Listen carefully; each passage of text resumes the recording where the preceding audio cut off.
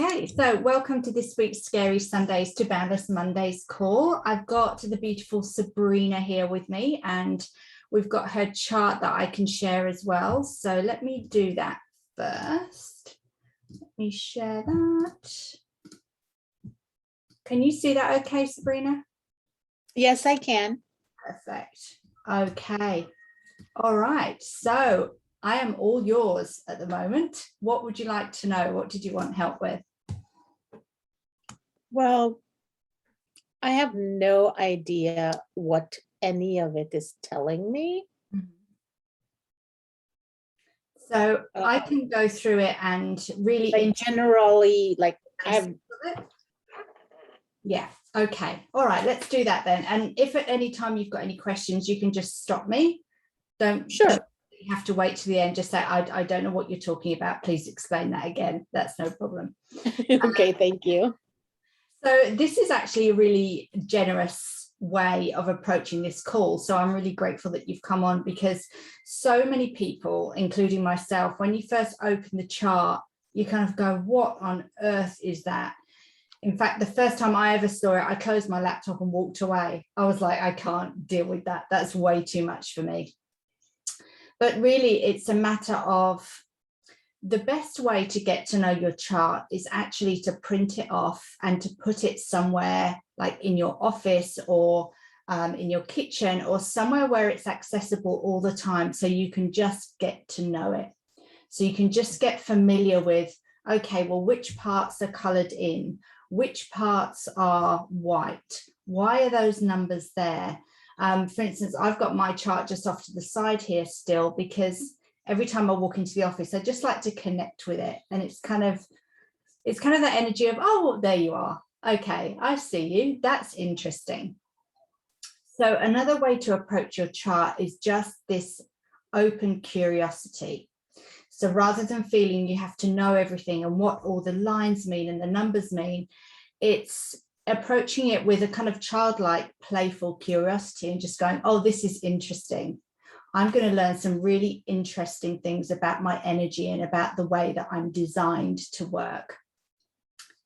And also, our charts are our charts. They're not us. Although with human design, there tends to be a lot of labels, like you're an emotional generator, you have this 1-3 profile, you're a triple split.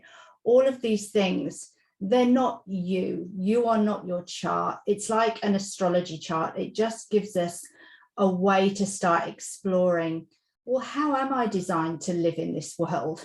How am I designed to work? How am I designed to make decisions?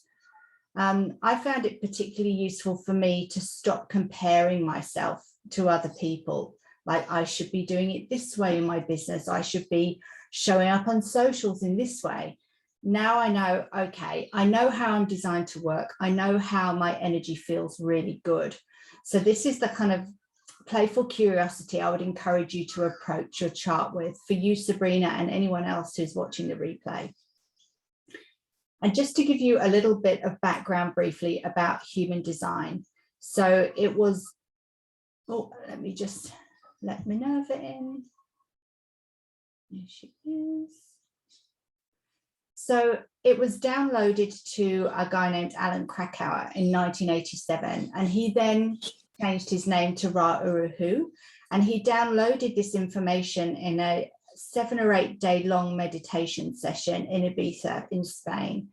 And one of the kind of theories is that this information isn't new to the collective. It's waiting there in kind of the etheric field for when humanity needs it most. And it's downloaded at different moments in time when it can really help us as a collective and really push us forward. So that's the background to human design. So how on earth do we start to make sense of this chart? So there are a few different types in human design, and one of those is a generator. So you and me are both generators, and about 70% of the population in one way or another are a generator. So we've got generators who are, they're called the workhorses of the collective, the kind of doing. These are the people that do, the real powerhouses. because we have these beautiful defined or colored in sacral centers, which are like these batteries. So we can work and work and work and work, but it depends how this work is focused and how this work is employed. Because if we're working at something that we love, that we just get lost in, that we lose time doing, that's when our sacral battery can really work to the collective's advantage, because it kind of kicks in and we can sustain this work for long periods of time. So generators are who built the civilizations that we see around us. We're the builders. We're the ones that put brick upon brick upon brick.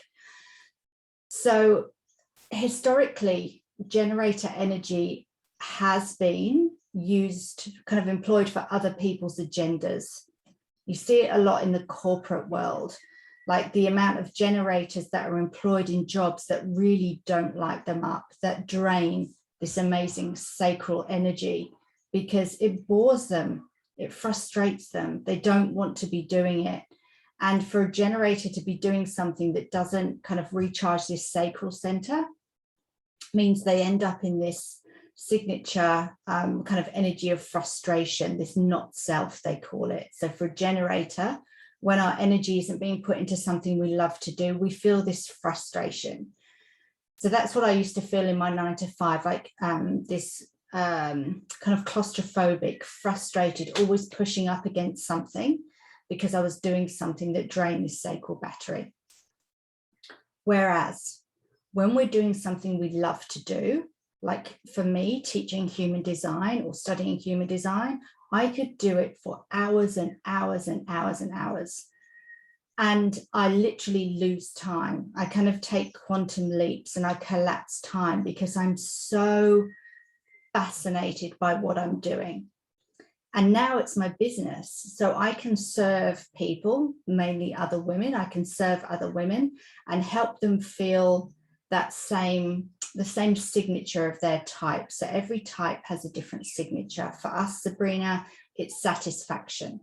When we find something we love to do, it's really satisfying. Even if we collapse in a heap at the end of the day, we kind of go, okay, putting my feet up, I've done a good day's work there. I feel accomplished and I feel satisfied. And other types, their signature is different. But for us, when our sacral is really alive and it's working at something it loves, we feel satisfied. And when we're not, we feel frustrated. So that's really the first place to get curious about. Just check the chat. Hi, Minerva. Minerva meets Sabrina. Sabrina meet, we can't see her. Hello. Hi, Minerva. Hello, I'm just eating. This is always my dinner time, so. That's okay. Hi, welcome.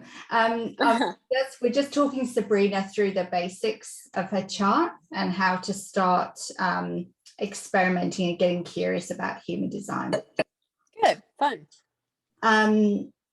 So the first thing that we look at is, okay, so I'm a generator.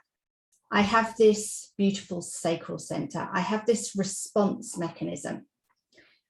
So for a generator, when we go out and we try and push, like we're conditioned in society to make things happen. So we find something and we push and we push and we push until we make it happen. What that means for a generator is that we're pushing against divine timing. We're pushing against the natural rhythms of life. And when we do that, when we push, we end up in our not self of frustration because we're not listening to this incredible response mechanism. So our sacral will tell us where it wants us to put our energy. And you can start getting curious about this. So when you, for example, if somebody invites you to do something, to come on a call, to go out for lunch, whatever that is, as a generator, you get this response and it's your gut response. For some generators, it's physical. Like for me, it's ooh, like I kind of lean forward and kind of put my hand up and this vocal sound will come out. This ooh, yes, that's what I want to do. If it's not something that I want to do and my sacral is not at all interested in that, it's going back at, no, absolutely not. I do not want to go out and cut the grass. That is not something I want to do. I kind of get this, I lean back and kind of almost like this collapse in my energy, like, no, I really That's don't. really interesting because I do read the energy, like it's subconscious, and now I'm becoming more conscious of it. I can read the energy even from just a conversation over the phone, like something didn't go right, or I can just feel it, Yeah. even if I don't even speak to the person. So that's really strange. But Absolutely. And I love that you recognize that, because that really is the first step to starting to experiment with your chart and starting to get curious about it and not getting overwhelmed about it. So you can start to lean into that and go, okay, I can really start to experiment with this now. What does this feel like for me? What does it physically feel like when something really excites me? What does it physically feel like when it's not something I want to do? And that's how I run my business now. I used to run it from a very masculine strategic perspective. And that's when I used to push up against divine timing. I used to go out, I used to try and make it happen. You know, the 10 steps to writing perfect sales copy, or the perfect funnel, or the perfect this, perfect that. I spent 12 years pushing against this timing and ended up in frustration. But now every decision I take in my business, whether it's big or small, I'm working on using that intuition, that response mechanism of the generator. So that's one thing that you can start to play with. Okay, I need to make, and this might be relevant for Minerva as well, for a question that she asked me earlier today. If you're in your business and you're thinking, okay, I need to get this X done, like I need to write a sales page, or I need to do this, or I need to do that. How am I going to do this? You can use your response mechanism. Okay, well, am I going to do it on this platform? Does that feel good? Does that feel fizzy? Do I feel that physical pull? You know, am I going to use Kajabi? Oh, yeah, I am. Oh, yeah, that feels good. Or that feels like a lot of work. I've never used it before. Maybe not. Maybe now isn't the right time for me. Maybe I need to go and do some more research so that I don't feel overwhelmed. I feel excited. So let that response mechanism guide you. So that's really for a generator, that's one of the main things that we can focus on. And for you, Sabrina, we can start to extend that and go, okay, I have this amazing sacral center, this center of response, this center of joy, reproduction, creativity, play, pleasure. It's like, I describe this generator sacral center as like a disco ball. People are fascinated by this energy that we have because it's so fizzy and exciting. But then we look at what surrounds the sacral. Okay, so what other areas is the sacral connected to? And if we work out what the sacral is connected to, we can start to get an insight into what do you, Sabrina, what are you responding to? So we're talking about this response mechanism. What are you responding to? How is this response mechanism working for you? So the next place I would look is this yellow triangle. This is your G center. This is your center of kind of physical geometry. It's how you orient yourself on the earth. It's kind of like your GPS system. And it's your center of self-identity. You know, who am I? Yours is defined or colored in, which means that you have consistent access to personal power in this area. So you very likely, if it's an alignment, will know who you are. You know who Sabrina is. You know what Sabrina stands for. You know where you're going. Like you have this consistent GPS. So that's what your sacral is responding to through this connected channel here. It's responding to, who do I want to be? Who do I want to put myself out there as? Who am I? Am I showing everyone or my audience or my clients who I really am? because my sacral is connected directly to my self-identity. So the work that I do is connected to who I am very, very deeply. So when I'm on socials and when I'm with my clients or on a Zoom with clients, they want to see me, where I am, who I am, where I'm going. That's really important because my work, my sense of pleasure and joy and creativity is very closely linked to my self-identity. The other place we can look is here. So the sacral is also connected to your emotional center. So we've talked about strategy, and the next layer of the human design chart is authority. And our authority is how we make decisions. There are several different types of authority, but for you, you're an emotional generator. So that's what it means when you see that the word before the type. So an emotional generator. You make decisions purely based on emotion. And again, we're told very often to make decisions logically, to think it through, to, you know, what does your head, never mind what your heart says or your gut says, what does your head say?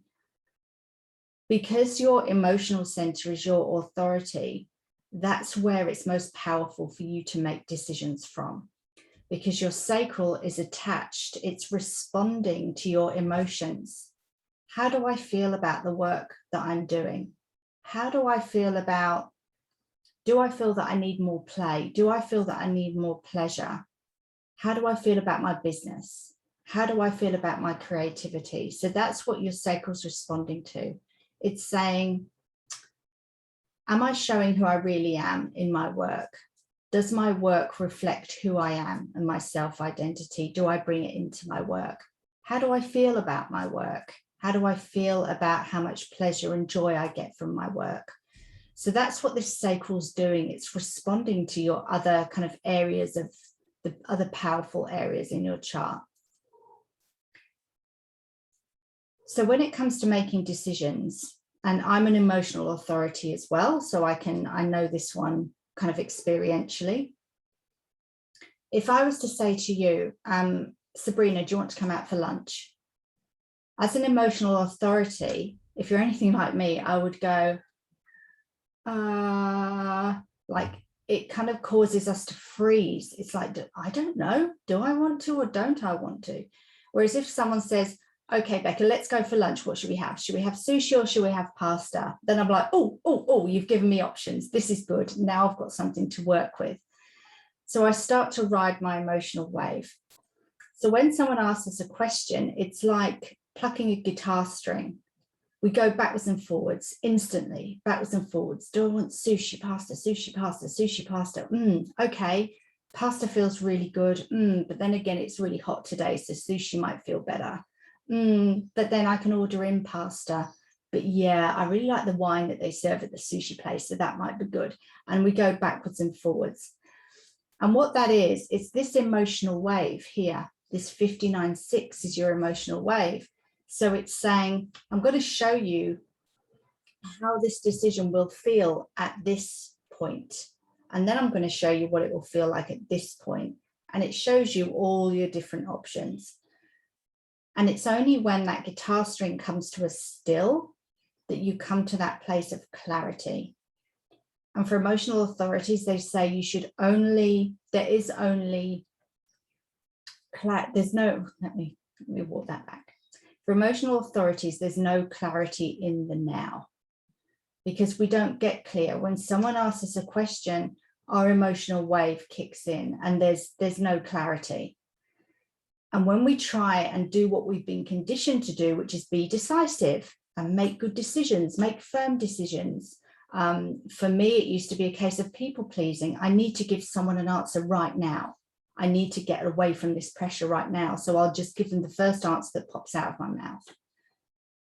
I haven't ridden my emotional wave. So ask me in an hour, I probably don't want to do that thing. And now I'm committed to it because I didn't ride that wave. I just said the first thing that came into my head because I wanted to get away from the pressure of someone waiting for an answer from me. But now I can say, okay, look, that sounds good. Just give me a day or so to think on it. If it's, you know, obviously if it's, do you want lunch in an hour? It's not possible, but one of those bigger decisions, and you can say, it sounds good right now. Let me just sit with it and I'll come back to you tomorrow. And by that way, we give ourselves the grace and the permission to really ride that wave. So with bigger decisions, sometimes that wave can take 2 or 3 days. You know, if it's whether to make a big investment in a coach, for example, or move house or change jobs. To honor that emotional wave, we really do go up and down. Okay, yeah, that job sounds really good. That's exciting. And then we go into the lower part of the wave. But I'm going to be moving away from my friends and family. How's that going to be? And the next day it's, yeah, but it's a really exciting city. I've always wanted to live there. But eventually we go through these ups and downs and we come to clarity. So that's our emotional wave. So in business, when it comes to making decisions, I still do that, but the more you experiment with it and the more you play with it, the quicker those decisions get. Because if it's a decision about, you know, do I want to do an IG live right now? I know pretty quickly whether I want to do that or not. I go, yeah, that sounds good. I'm going to do that. Or actually, no, I'm doing it because I feel like I should, but I really, really don't feel that social. So I don't want to go on IGTV and talk about my business. So it really, using that emotional authority really helps to take the pressure off trying to make these decisions to please other people or to fit in with everybody else. That was a lot of information. Yeah, and I don't want to take all the time. I know, I'm sure Minerva has some questions too. That's fine. We're on for an hour. So if you have any questions, please ask away. And Minerva knows to jump in if she's got some questions for sure. You have permission, Minerva.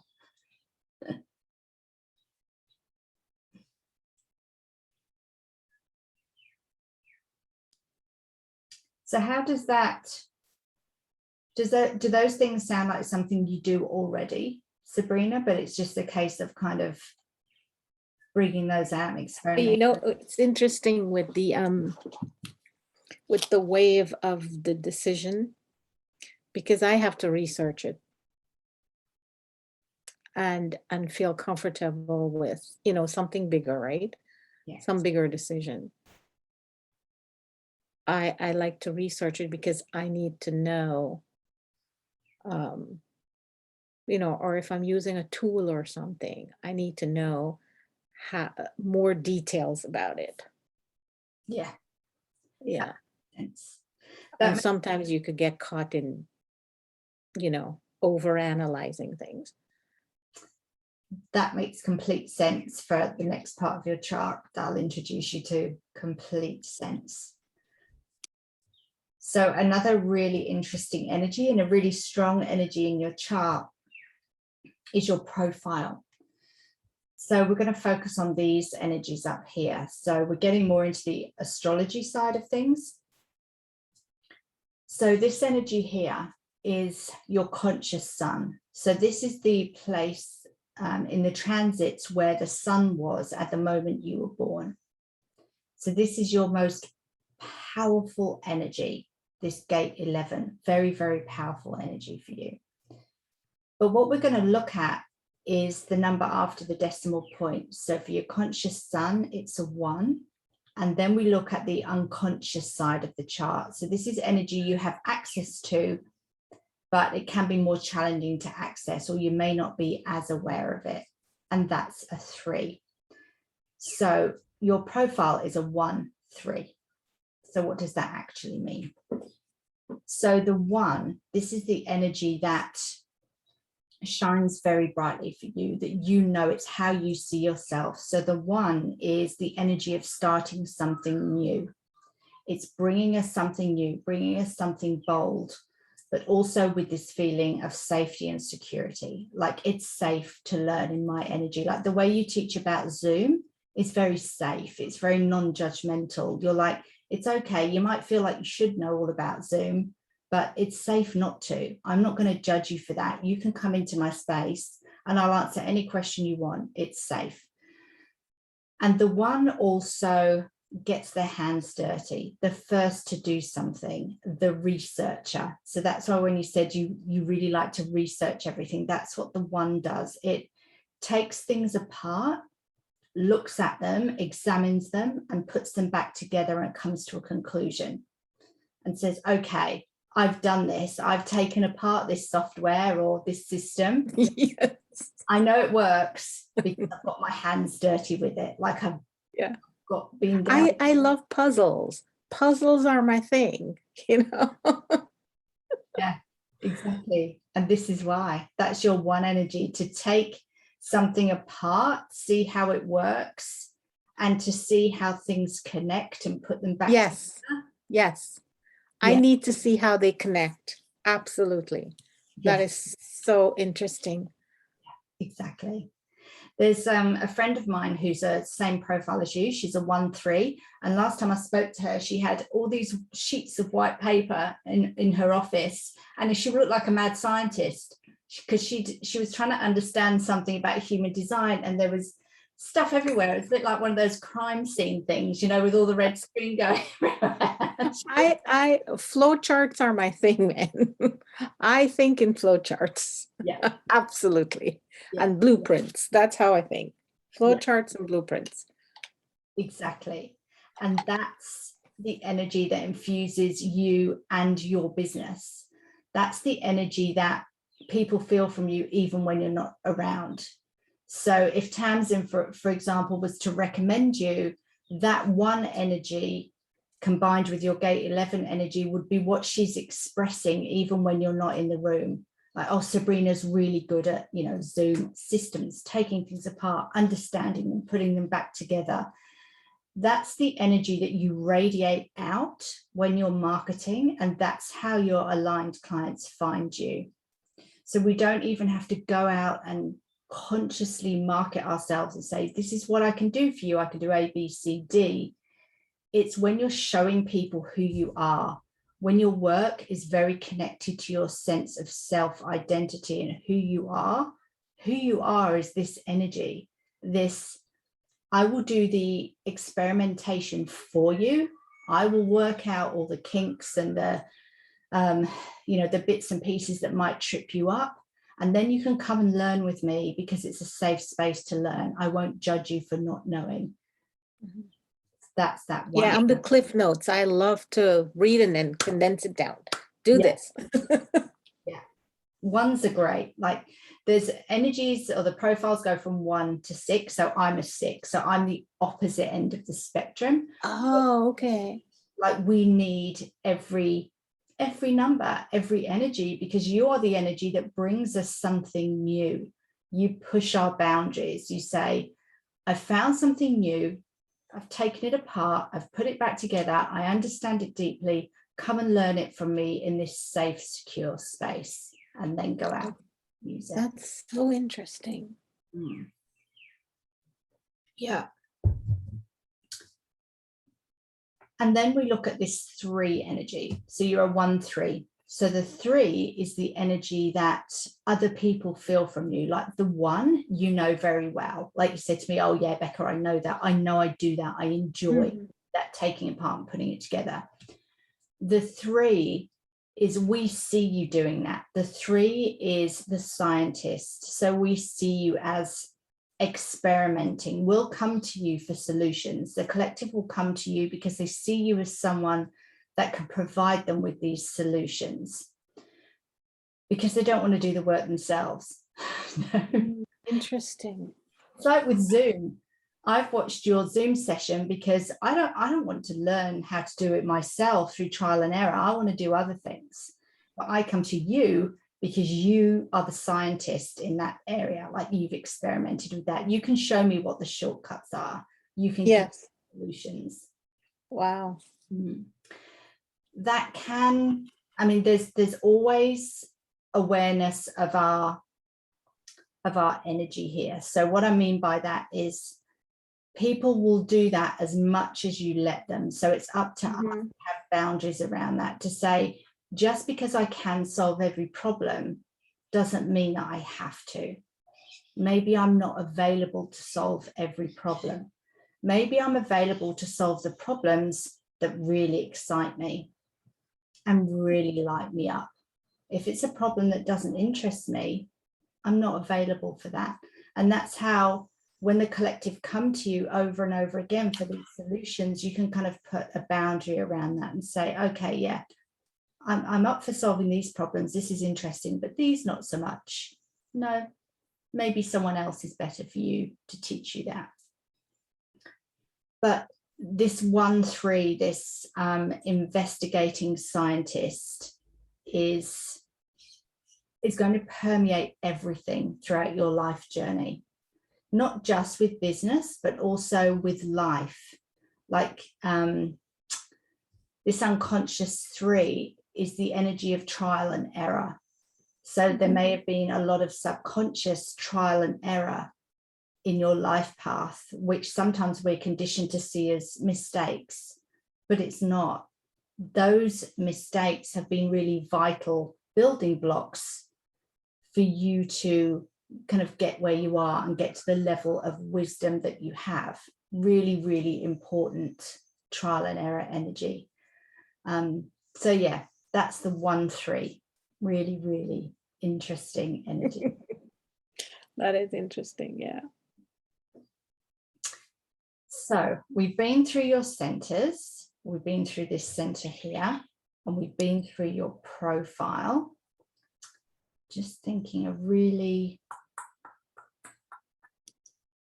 what I'll do is take you through the other centers, I think, in the body graph, because they're so kind of obvious, they stand out. So I can give you a tour through those centers so you can see what each one relates to. So these are the centers, these shapes, and there are 9 centers. And the ones that are white, completely white, or white with a gate defined. So where a gate's in red, it's called defined. So where we have a center that looks like this, it's called undefined. It's not completely open, but it's an undefined. So you have an undefined head center. That's what that's known as. Then where What does that mean? So what that means is wherever we are open, so completely white or undefined, means that we have, this is the wisdom we're here to gain in this lifetime. What that means is the head center deals with inspiration, ideas, and questions. And it's a pressure center. So the pressure comes externally into the head center, and then this head center starts to go, okay, right, now I need to do some work. I have ideas, inspiration, and questions, and I need to process them. I'm going to use the phrases undefined and open interchangeably here because the energies are very much the same, whether you have it completely open or you have a gate defined. So what this feels like is, so I have a completely open head center. And what this feels like to me is, I often feel the pressure to have original ideas. Like the ideas have to be completely original to be successful. What the open head center does is it doesn't have consistent access to power in that center. But what it does is it says, okay, I can get really wise about this energy. I can get wise about the situation. So I can say, okay, I see that there are lots of ideas. I see there are ideas everywhere, but I don't need to take action on every single one. It's like the open head center is like standing on a motorway, like a highway overpass, and watching all the cars go under the bridge. And us open head centers think we need to drive every car. Every car is an idea. Oh, that one's a red one. I want to drive that one. Oh, that one's got nice wheels. I want to drive that one. And then we don't know which one to drive. But we can become wise in these areas, and we can say, okay, I understand I don't need to drive every car. I don't need to take action on every idea, even though I see all the ideas. I understand and I'm wise about the fact some of those ideas might be for someone else. And I've done that before. I've had ideas and passed them on to someone. So I'm like, I've just seen this, but it's not for me, but it could be for you. The other thing that we do really beautifully is take two existing ideas and join them together. So for me, that's been human design and leaving corporate, leaving a 9-to-5. How can I create a container that brings those two things together? Neither of those are original ideas, but I can bring them together for the benefit of other people. So the open head center, you might find yourself asking questions over and over and over again, trying to solve questions, trying to think about, often we find ourselves thinking about things that don't matter. We can go off on these tangents. So what that looks like for me is I can walk into the gym and within 5 minutes I'm going, oh, wonder where they bought all this gym equipment. Oh, why did they paint it red? Why is that there? Oh, that's interesting. Wonder how much that cost. This must have been a big thing.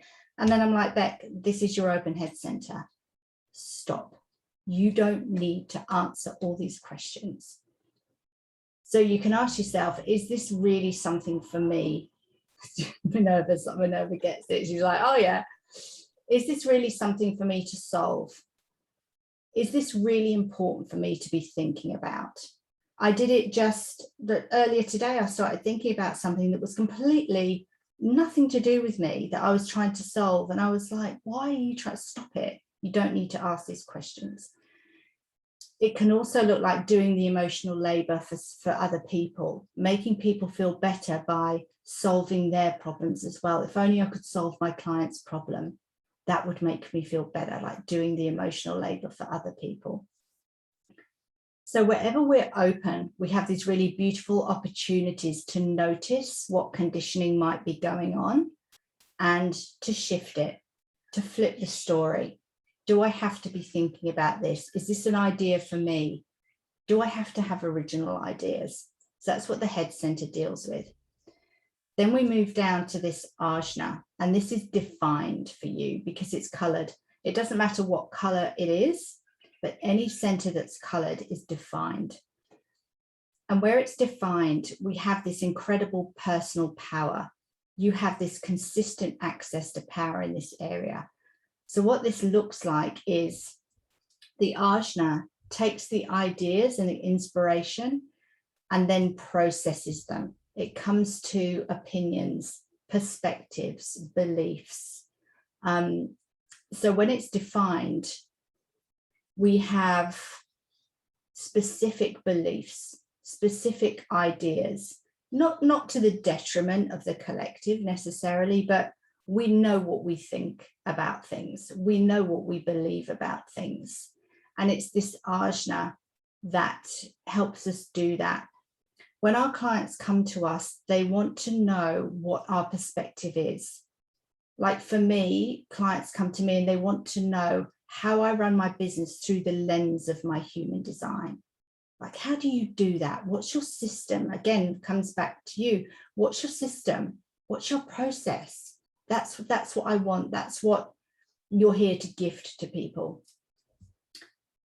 And then we move down to the throat center. So for you, the throat center is defined and it's connected by this channel to your ajna through the channel of storytelling or curiosity. So all the beliefs and perspectives and opinions you have, you can express through your defined throat center. Very, very powerful in this area. Like you have a consistent access to your message, a consistent access to communication, like your communication style.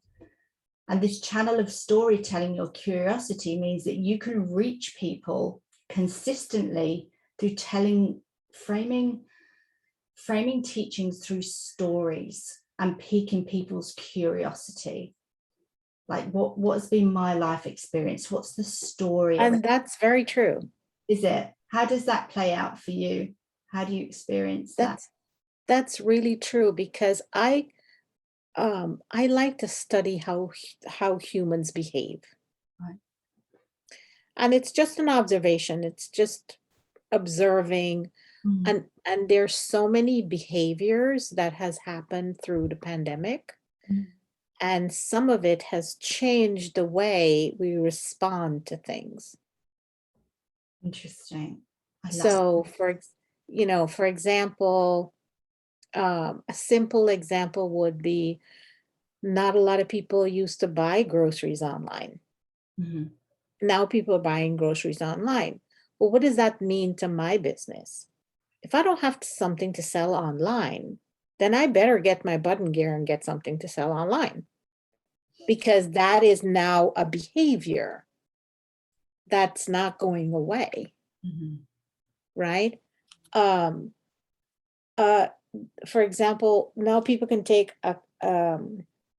they can take a picture of their check and have it deposited. They don't have to go to the bank. Is that right? I did not know that. Is that right? Now, what does that mean for my business? Am I making something hard for them to do when things are so instant? Mhm. So taking all of these observations, and then it's weird because I can look at somebody's marketing or somebody's saying something and I'm like, which planet have you been on? It's like some of them still market like it's 1940. Who reads a postcard in the mail anymore? Yeah. I mean, if you're targeting a younger generation, you don't send them a postcard. Mhm. You don't call them on the phone and get them to ask them a bunch of questions. So that's kind of how I look at things. I'm like, no, no, no, no, no, no. You don't do that. You don't do webinars and call them events anymore. Who does that? Nobody knows if you're engaging with me. I'm watching a video. So all of those things, it just kind of, I don't know, it appears in my consciousness, and then I go down this research hole, and then but it's all connected Yeah. to, because like you said, there's so many things that I learn about, and I see different connections with everything. Everything is so connected. Yeah. You see it. You see the systems. You see the I processes. see yeah. Yeah. I see the systems.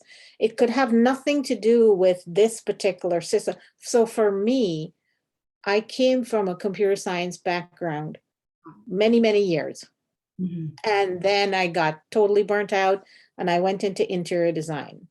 Oh, right. And everybody's like, well, aren't they two things? And to me, they're the same thing. I just use different tools to Mhm. solve the problem. Or marketing is the same thing. I just use a different tool. Yeah. So to me, I bring those three pieces to the table and I see things. Am I giving you digital stress because I'm making you click 500 buttons to get to the one thing I told you I was going to give you?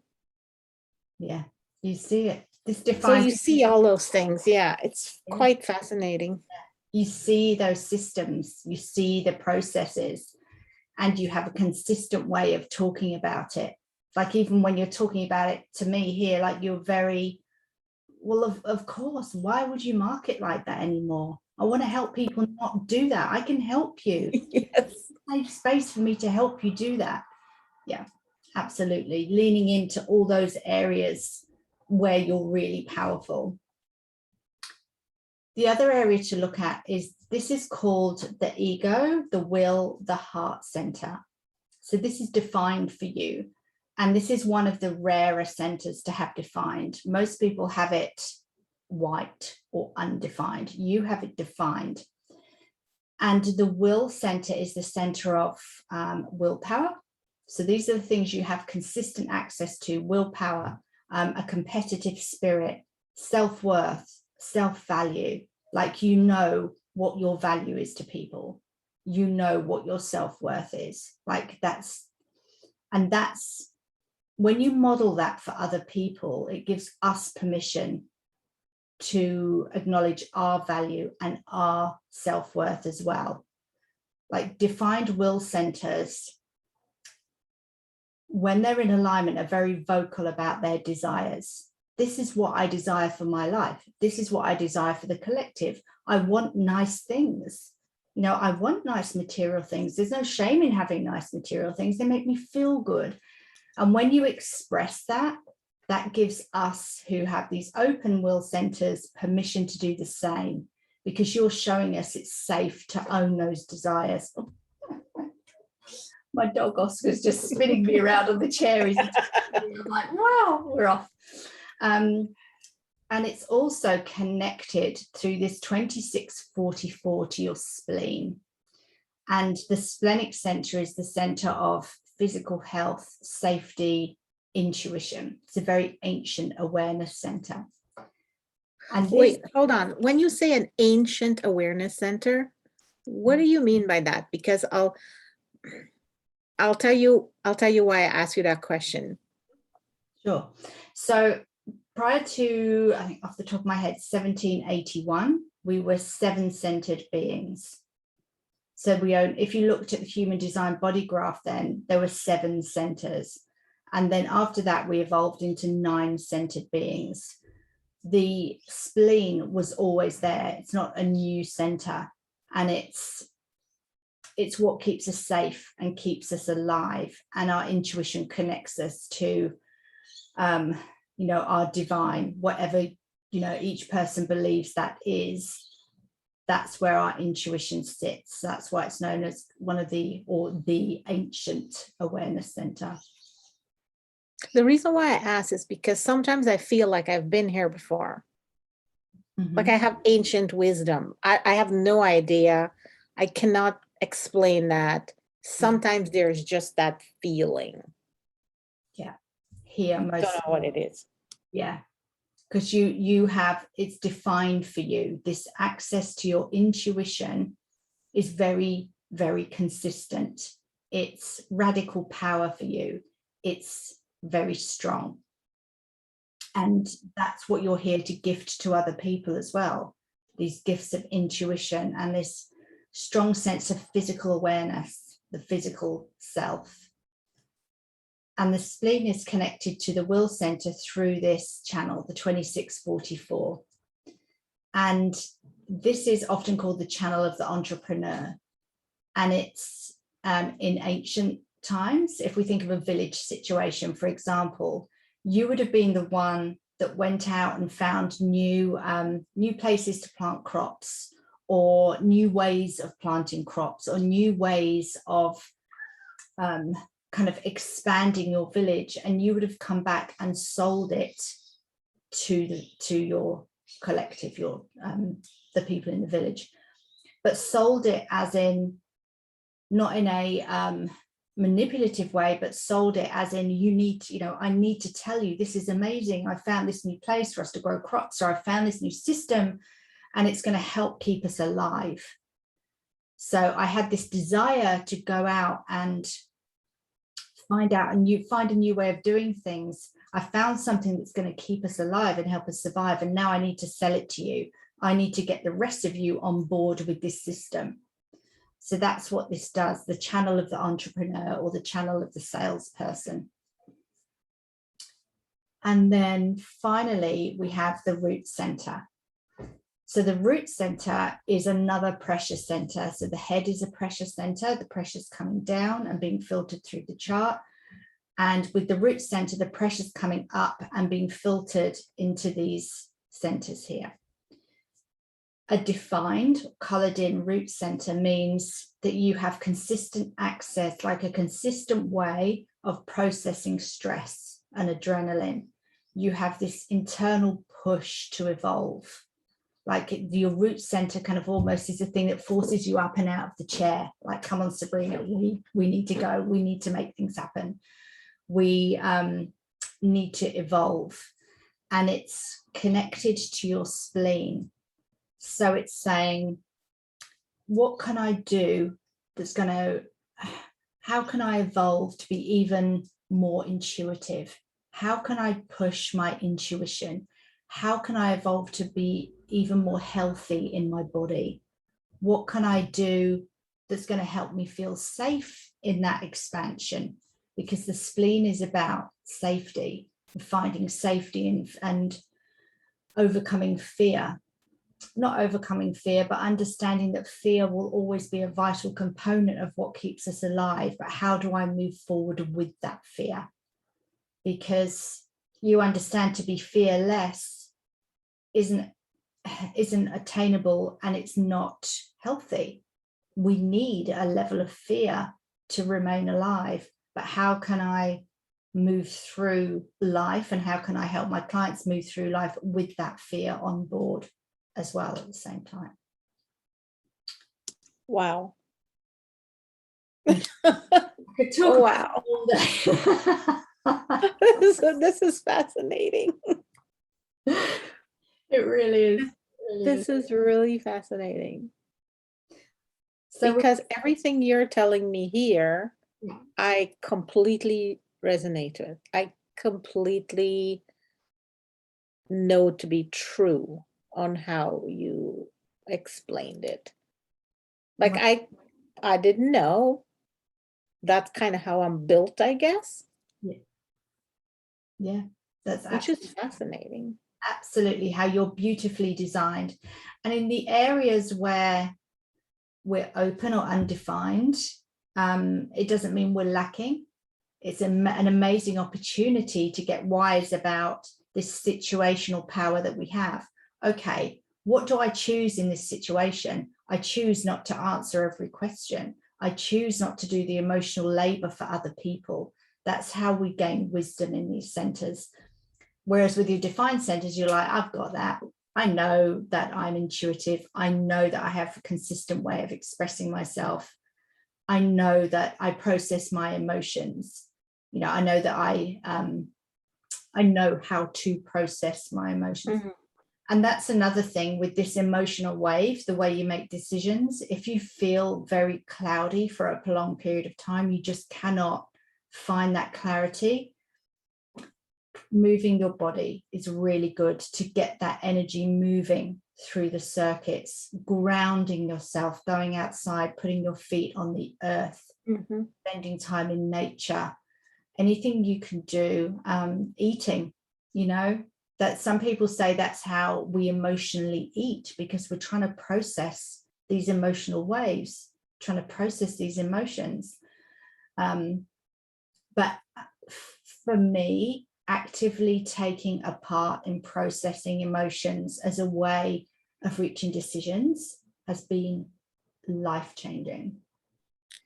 And giving myself permission to cry. You know, we're always told not to cry. Don't cry, don't cry, don't cry. I cry all the time. Yeah, I do too. Especially when something is really, I think, and I can't control it. It just happens. If it's really deeply touching me, I just cry. And I am fine with that. You know?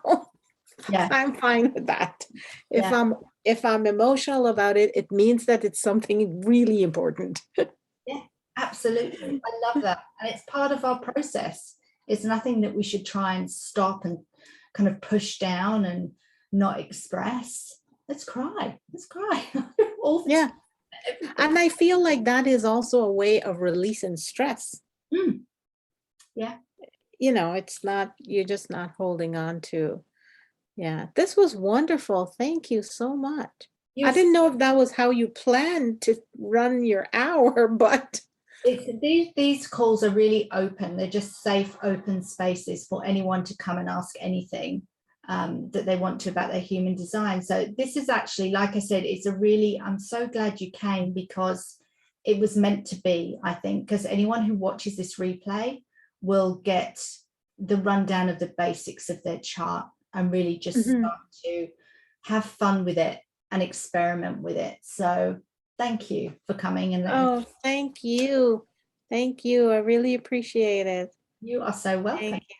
And just for anyone that's watching the replay, Boundless is opening again in November. So if you're thinking of or intending to leave your 9-to-5 within the next year, then Boundless is a membership that can help you do that, learning how to use your human design and your energetics to get you in the right space to leave corporate. I'm only taking 20 members this time around. So if you did want to grab a spot, there's a $20 deposit. You can grab your spot so that it's safe and secure. And you can go to beccabyhumandesign.com and all the details are there. So thank you. And Becca, do you do like private, like, you know, if I wanted to go further with this, like how does that part work? Yeah, good question. Thank you. I don't do readings anymore. I do all my human design work through coaching. So I have business coaching packages that I can send you the link for that if you want to have a look through that, and I'll put the link below the video as well, because I'm finding that coaching focuses on what you need to know about your chart and how to use it. Because I used to do readings and they're really lovely, they're great spaces, but to actually have tools that you can use practically going forwards, teaching and coaching is where, well, I'm a line 6, so line 6 is the teacher line. It's the energy of, I'm going to give you these tools so that you can become independent and use your human design going forwards. You don't have to rely on me for solutions. Here are the tools. So that's why I'm coaching rather than reading. So. Oh, okay. Yeah. Okay. All right. Thank you. Your trip Thank around. you so much. I appreciate it. Bye. Bye.